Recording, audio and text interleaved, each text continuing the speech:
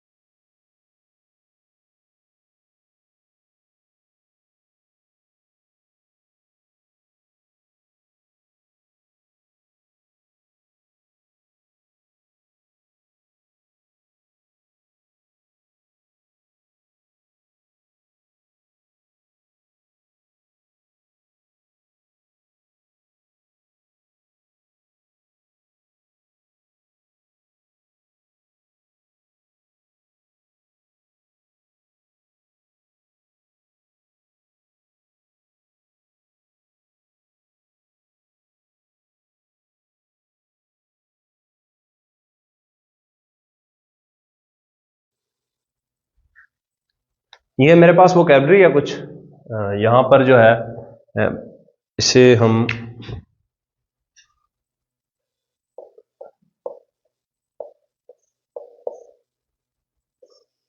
ये मेरे पास लिखा है खाजुक। खाजुक कहते हैं खानदान को, खाजुक है वो कहते हैं खानदान को, और योजा कहते हैं औरत को, और नमजा कहते हैं मर्द को। ठीक है, ये जो लफ्ज़ है ये हमें उसमें भी थोड़ी सी हेल्प करेंगे, और वैसे भी ये इंतहाई ज़रूरी वर्ब है कि औरत को क्या कहते हैं और मर्द को क्या कहते हैं। इसके साथ साथ ये जो ख़ानदान के रिश्ते होते हैं, कुछ जो मेन स्ट्रीम के जो रिश्ते हैं उन पर जो उनके नाम है, और वो जो तीन चार हमारे पास मेरे ख्याल में हमने उनमें से दो जो है इत्ता और औब्ता है जो वो हमने पढ़ा था, और दो जो है उसमें वो नए लफ्ज़ हैं और वो भी बिल्कुल इजी हैं। इनको पढ़ते हैं और फिर उनको पढ़ते हैं। खाजुक कहते हैं ख़ानदान को। अगर आपको खाजुक का नहीं पता तो इट डजेंट मीन कि हाल हाराबोजी जो है और हाल मॉर्निंग आपको पता है, तो ये कोई भी माना नहीं रखता। ये बिल्कुल जो है वो यूजलेस है अगर आपको खाजुक का नहीं पता। तो हमने खाजुक है जो वो पढ़ा था, ठीक है।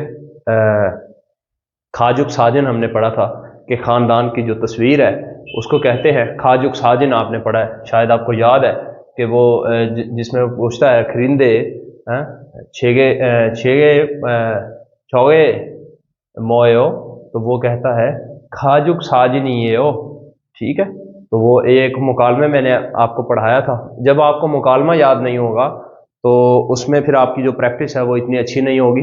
आपने मुकालमे को जो लाजमी याद रखना है, क्योंकि मुकालमे में कहानियों में चीज़ें हैं जो वो हमेशा इंसान को याद रह जाती हैं। आप अपनी ज़िंदगी पर गौर करें कि आपको कुछ ऐसी और बड़ी ज़्यादा ऐसी चीज़ें होंगी जो वो कहानियों की सूरत में आपको याद हैं। तो लिहाजा आपने कभी भी जो है वो जितने भी मैं यहाँ पर मुकालमे लिखता हूँ वो आपने उनको याद करना है, बल्कि ज़ुबानी याद करना है। मैं ये कोशिश किया करूँगा नेक्स्ट टाइम से कि जो मुकालमे हैं वो उनको वहाँ पर इसमें वीडियो में लगा कर और उसकी जो वो कोरियन एक्सेंट से जैसे कोरियन बोलते हैं उसी एक्सेंट के साथ आपको जो है वो डिलीवर हो, ताकि आप उसको याद कर सकें। इंशाल्लाह नेक्स्ट लेसन में या इसी लेसन में मैं ये कोशिश करूँगा। बाकी इसमें चलते हैं आगे। हराबो जी जो है हमने ये लफ्ज़ पढ़ा है, आपको याद है शायद। आपने एक बात याद रखनी है कि ट्रैवलिंग का असूल ज़िंदगी में कभी भी नहीं भूलना। कोरियन ज़ुबान है जो वो उसमें ट्रैवलिंग का जो असूल है, हमने पहले दिन जब ट्रैवलिंग का असूल पढ़ा तो उसमें हराबो जी जो है हमने लफ्ज़ एक पढ़ा था जिसका मतलब है दादा। ठीक है, हराबो जी दादे को कहते हैं दादा जान, दादा।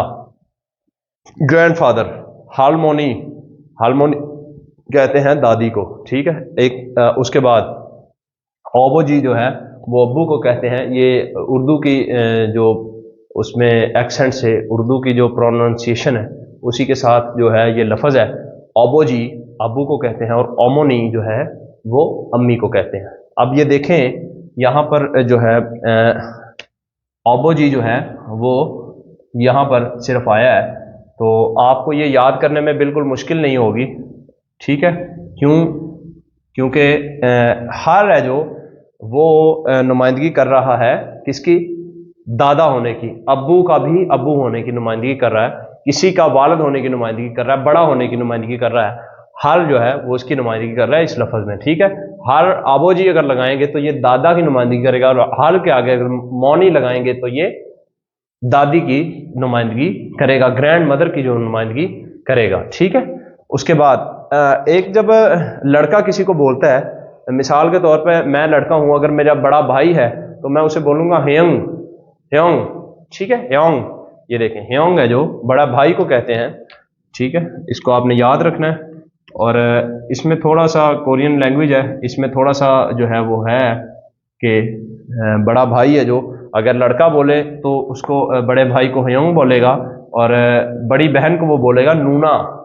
नूना बड़ी बहन को बोलेगा लड़का, और अगर लड़का है तो ठीक है। अगर लड़की ने अपने बड़े भाई को बोलना है तो बोलेगी ओप्पा।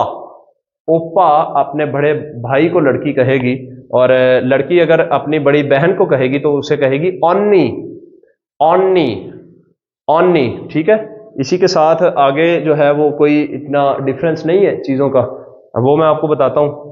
ना है जो हमने पहले लेसन में जब हमने ज्वाइंट करना सीखा तो हमने पढ़ा था ना, उसका मतलब है मैं।